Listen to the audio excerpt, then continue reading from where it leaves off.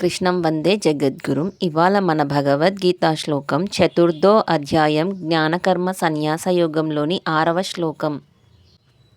అజోపి సన్నవ్యయాత్మ భూతానమీశ్వరోపి sun ప్రకృతిం స్వామధిష్టాయ సంభవామ్యాత్మమాయయా.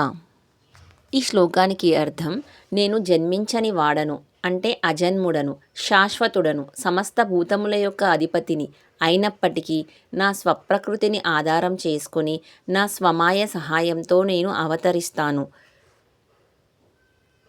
Although I am unborn, imperishable and the lord of all living beings, I still appear in every age in my original transcendental form by my own internal energy. ఈ శ్లోకంలో శ్రీకృష్ణుడు తన దివ్యస్వరూపాన్ని వివరిస్తున్నాడు. భగవాన్ అజన్ముడైన, అనాది అయిన వాడైన మానవుల కోసమే ధర్మస్థాపన కోసం అవతరించాల్సిన అవసరాన్ని తన దివ్య మాయ ద్వారా స్వీకరించిన శరీరంతో వ్యక్తీకరిస్తారు. మనమందరం భగవద్గీతను చదివి విని జ్ఞానాన్ని పెంచుకొని ధర్మాన్ని కాపాడుకుందాం. ధర్మో రక్షతి రక్షితః.